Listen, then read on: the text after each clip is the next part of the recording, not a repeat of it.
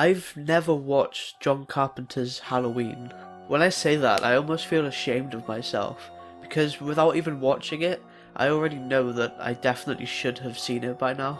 But for literally no reason at all, I haven't seen some of the most iconic films in cinema history.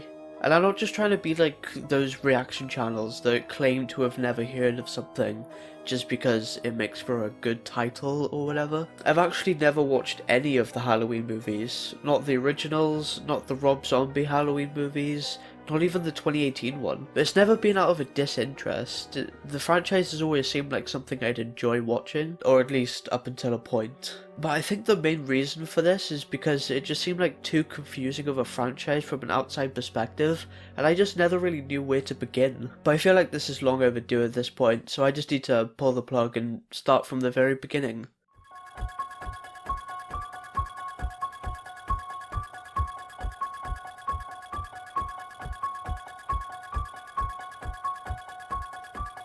Before even watching this movie, I already know quite a bit about the franchise itself. It's so iconic, and the first couple were so impressive for the time, that even today, as someone who uses nearly all of their free time to listen to other people discuss movies, I still hear this franchise getting mentioned a lot, especially the first one, but never the third one. People don't seem to like that one very much. So originally this movie wasn't even set on Halloween, and the original title was The Babysitter Murders, until I think it was one of the producers suggested that the movie be set around a certain holiday in order to make the movie more marketable. Can you tell which holiday they decided to go with? This movie was made with an incredibly low budget of only $300,000 and was filmed in just 20 days over a 4-week period. However, the limitations that came with this budget are what made the movie into what it is. There wasn't even a wardrobe for this film, actors just wore their own clothes to set. Even the iconic Halloween mask was just a spray-painted Captain Kirk mask. It was just something that one of the crewmates was able to cheaply get in a costume store on Hollywood Boulevard.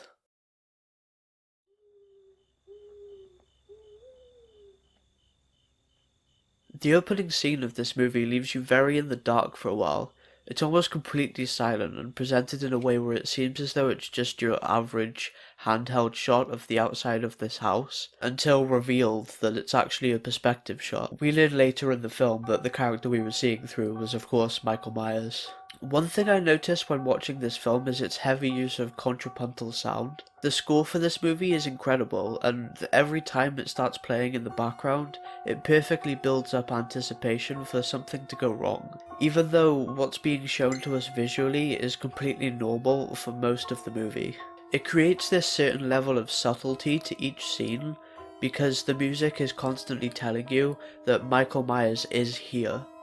You can almost feel that he's always watching, even when he's not visibly on screen. Though I would like to point out, this movie is far from perfect. There were obviously a lot of budgetary restraints, and they clearly had to cut a lot of corners in certain areas of the film, which a lot of the time actually work in the movie's favour, but there are just little things. Like in the first scene when Michael puts on that little mask that he finds on the floor. Like, what the fuck was that? The next scene also has a similar issue, where you can't really tell what's meant to be happening. In theory, this scene isn't anything particularly bad, and I quite like the bits of exposition where Dr. Loomis is basically just telling the audience that this character of Michael Myers is just pure evil.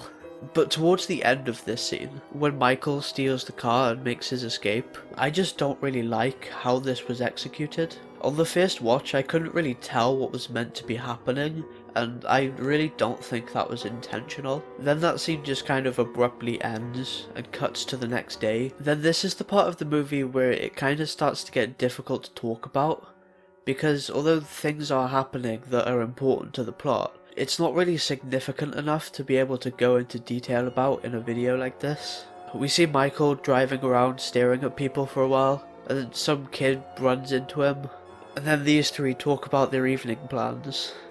So you see what I mean when I say that, stuff happens, but how do you talk about that? As we're on the subject of these three, another small issue that I have with this film is that I cannot for the life of me figure out how old these characters are meant to be. They all look as though they're in their early to mid-20s, yet they're still in school, which I assume to be a college, but according to this sign it's a high school. These people do not look 18. I looked it up, and from what I could tell, the actress that plays Laurie was 19, which is fine. But Annie was 28 and Linda was 27? What? Why? One odd casting choice. What reason did they have to do that? Couldn't they have just hired actors closer to the ages of the characters rather than using two 30-year-olds? I tried looking it up to see if there was any reason for them doing this, but Google wasn't giving me any immediate answers, so I just stopped caring. But going back to the movie itself, again, not much really happens for a decent amount of time. It's not like these scenes are boring, I just don't know how to talk about them with the way this movie is structured. But then out of nowhere, the movie just decides to cut to dark, of course making the rest of this movie set on Halloween night. Because if the entire movie took place during daylight, that wouldn't be very scary, I guess. So they needed to transition to a few hours later. And then finally we get a scene with Dr. Loomis that's actually significant enough for me to talk about. Basically, for the entire film, Dr. Loomis spends his time warning people about how dangerous Michael Myers is. I actually quite like his role in the film quite a bit, and the fact that he's able to just tell the police how they should be handling the situation suggests that he's not just some crazy guy going on about nonsense. He actually knows what he's talking about, which really helps build up the idea of this character of pure evil, despite the fact that at this point in the movie, we haven't even seen him do anything. It's suggested that he killed one person off screen, and that's it. The way Dr. Loomis talks about Michael really gives off the impression that despite knowing him for 15 years, he has no idea what he's actually capable of doing. I met this 6-year-old child with this blank, pale, emotionless face and the blackest eyes, the devil's eyes.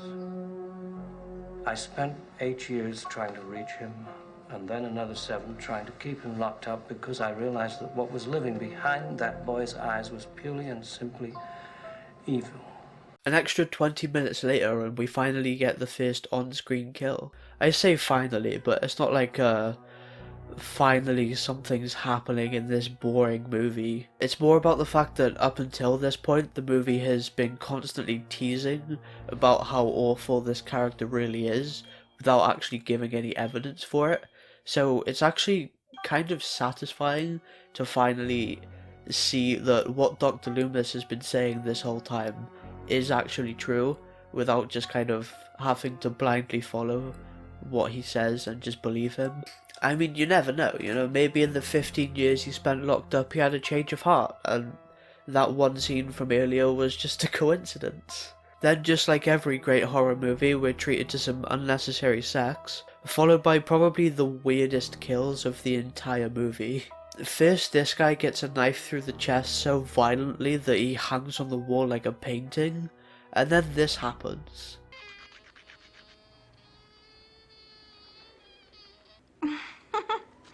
Cute, Bob, real cute.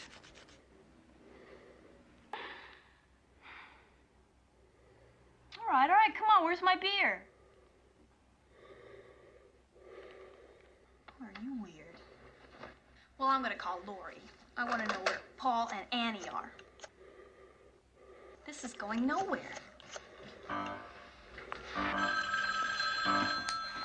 Finally.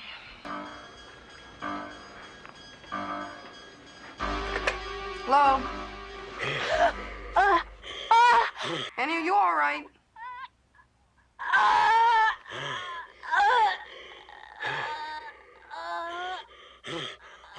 Then Laurie decides that she should probably go over to her friend's house and make sure that they're okay, completely abandoning the sleeping children she's supposed to be looking after, by the way. She inevitably finds the multiple corpses of her friends in the house. And then there's this.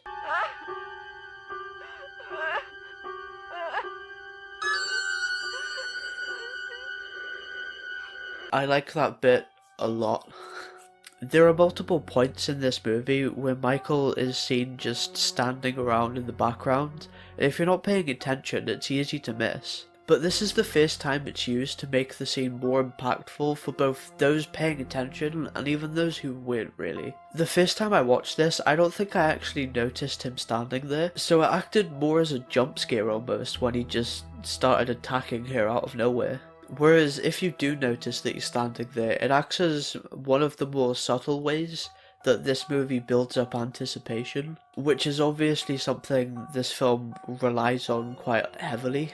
Then we get to witness the first ever Halloween chase scene, which is something that this franchise has become known for, and it's pretty great. The way that everything just goes completely silent for a couple seconds, and then that iconic score starts to play in the background, as Michael just looks down and watches Laurie as she tries to get up and run for her life. The way he just calmly walks as she is running around begging people to help her, it's really unnerving. Like, he's so confident that he'll be able to get her that he doesn't even need to put effort into it. I'm fairly certain there's a reason he doesn't run, but I don't know. This is my first time watching any of these movies. I'm no expert on the extensive and confusing lore of it all.